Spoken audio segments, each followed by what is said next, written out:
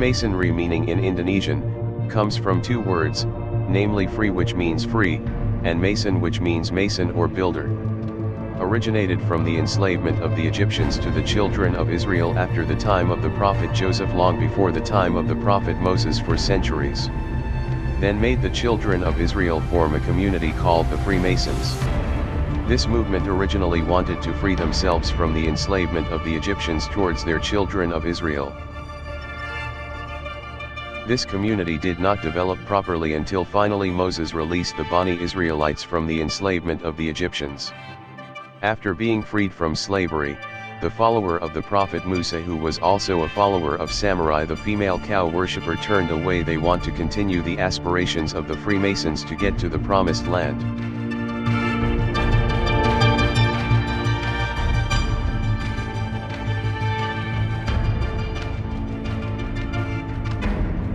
In 960 BC, the prophet Solomon built a palace in Jerusalem which became known as Haikal Sulaiman. After experiencing ups and downs of glory and setback, 370 years later the Babylonians led by King Nebuchadnezzar II occupied Jerusalem and destroyed Haikal Sulaiman.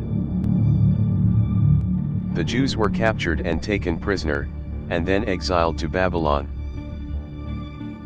This incident made the Jewish leaders determined to be able to return to Palestine in any way. For that they made the concept of the Promised Land, and believed that the children of Israel were God's chosen people. They even consider that a nation outside of Jews is a second-class nation which they call Goyim or Gentiles, and which God created to serve all their interests. Armed with this concept, the Jews always tried to return to Palestine and take control of Jerusalem.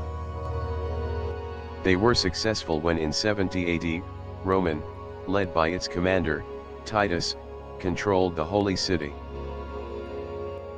But the revolt by the Jews in 132 to 135 AD, made the nation of the children of Israel had to run helter-skelter, leaving Jerusalem because it was slaughtered. They spread to all corners of the earth, but still determined to regain control of Jerusalem someday. It is no wonder that eventually the Jews became so fond of, and even so accustomed to, moving in secret and conspiracy organizations. Even before the Knights Templar appeared, history recorded a secret Jewish organization called the Priory of Zion. It was this organization that allegedly gave a mission to the Templars to dig in Haikal Sulaiman by pretending to work for King Baldwin I as a security guard for the European community who made pilgrimages to Jerusalem. In the book Knights Templar, Knights of Christ, which he wrote, Rizki Ridhi Asmara mentioned that the Templars were a military order formed by the Priory of Zion. As mentioned earlier, that at the very beginning of its appearance, the Templars used the guise as devout and sincere Christian knights. But then they entered the darkest stage of their beliefs and lived a life that deviated from religion.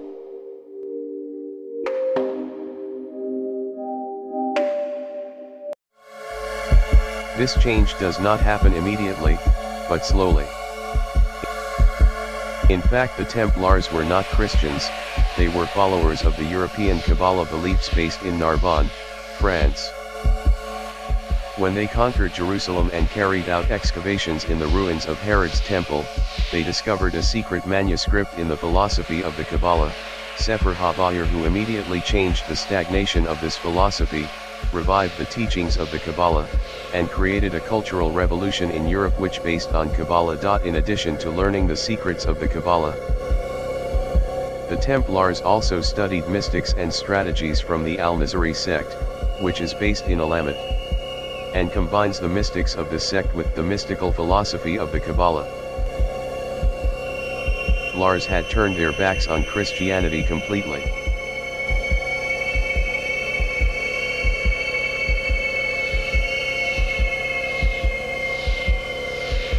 Years of investigation by the Pope and the Court of Justice of the King of France succeeded in showing the true face of this order, that they had been hiding behind Christian masks.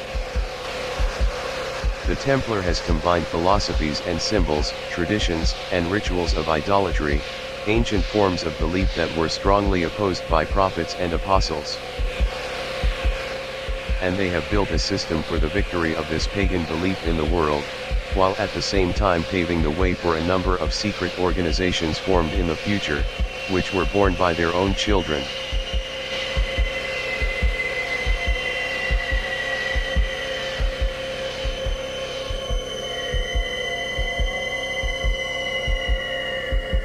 After being declared a banned organization, the Templars hid to avoid arrests by the Church Inquisition Board. They then infiltrated a number of sects and organizations. For their purpose of returning to power, the Mason Lodge, was an ideal choice, bearing in mind that the organization's position was quite strong among the people.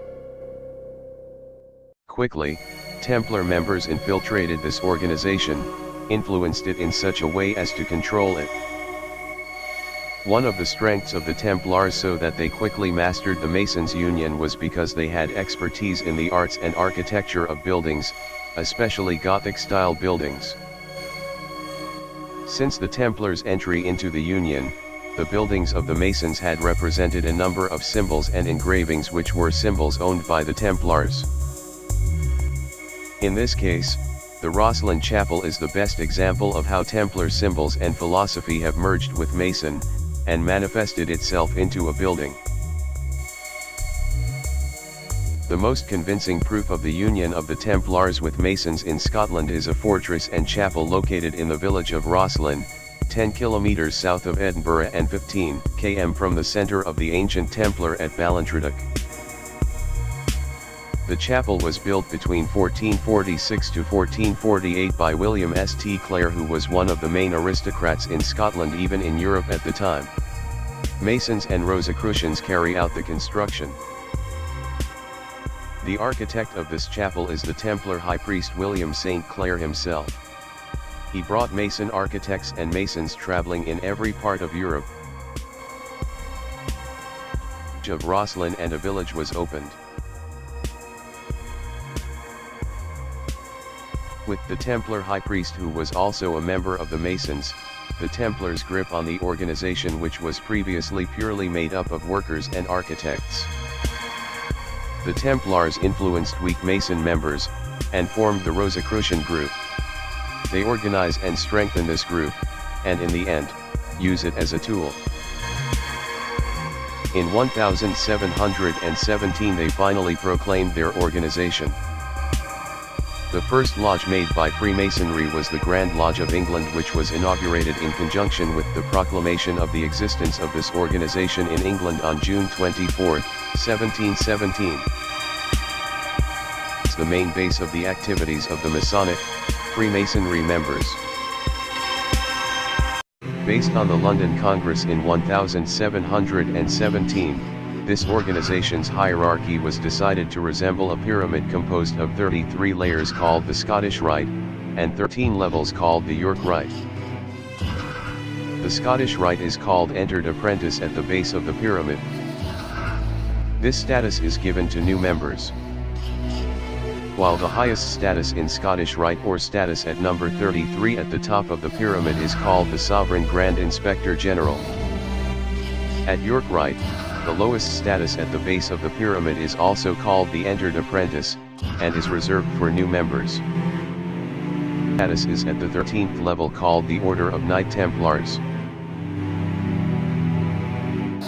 There are 8 listed Freemasonry as their allied organization of Freemasonry, namely Tall Cedars of Lebanon, Orders of Eastern Star, Grotto, Job's Daughter, Rainbow Girls, Orders of Demoli, Shrine and Daughter of the Nile.